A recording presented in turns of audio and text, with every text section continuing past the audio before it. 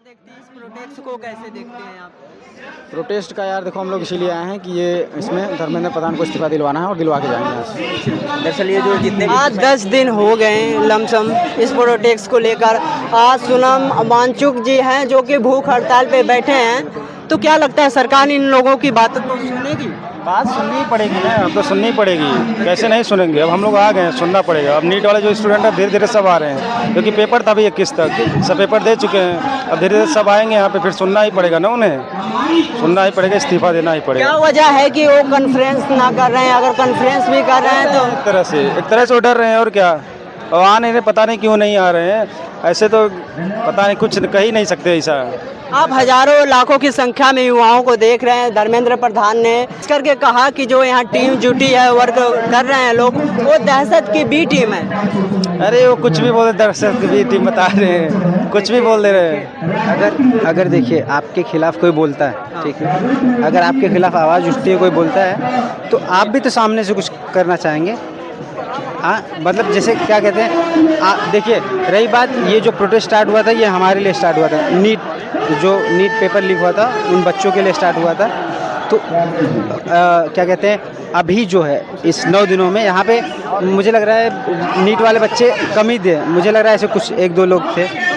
अब कुछ टाइम निकाल के हम लोग इससे आज लाखों की संख्या में भीड़ देख रहे हैं। हाँ, वही रही बात, मेन मुद्दा क्या है कि नीट वाले बच्चों, मतलब पता है मेन मुद्दा जो स्टार्ट हुआ था, ये सबकी जननी जो है वो बच्चों, मतलब नीट पेपर की वजह से ही हुआ था। तो वही कह रहा हूँ कि इससे पहले आपने कुछ ही बच्चे देखे, इससे पहले नीट के बच्चे देखे आपने? कुछ ही बच्चे देखेंगे।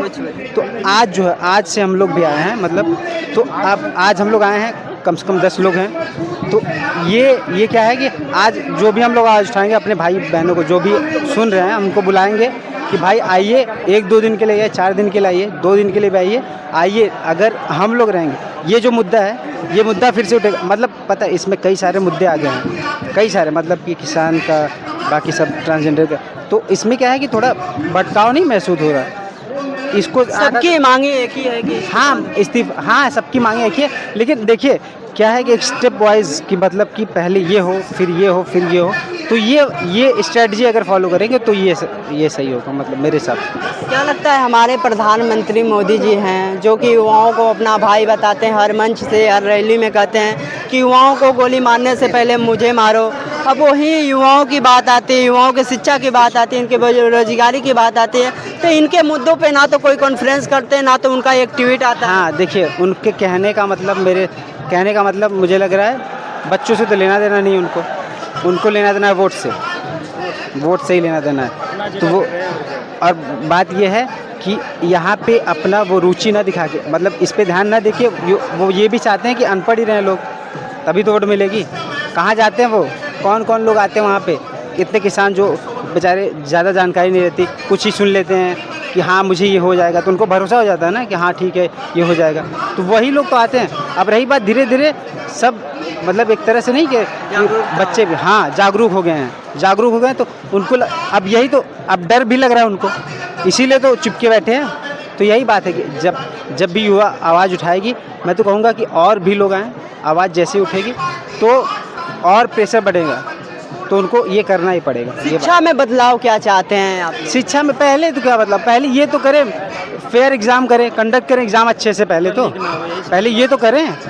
बात है अभी रही बात शिक्षा की, अंदर पता नहीं कितने घुसखोर बैठे हैं, सब पेपर बेचने में लगे हैं, पैसा बेचने में लगे हैं। तो यही बात है, अगर मैं कह रहा हूँ कि पहले तो ये पेपर नहीं रोका जाए, अच्छे से एग्ज़ाम हो, उसके बाद जो भी होगा, पहले तो यही मुद्दा है। भारत की शिक्षा व्यवस्था पे आप कितने जागरूक हैं? हमारे देश के जो नेता हैं उनके बच्चे विदेशों में पढ़ते हैं। अरे सर, वही तो बात है, यहाँ इसीलिए तो कॉकरोच बना के रखे हैं।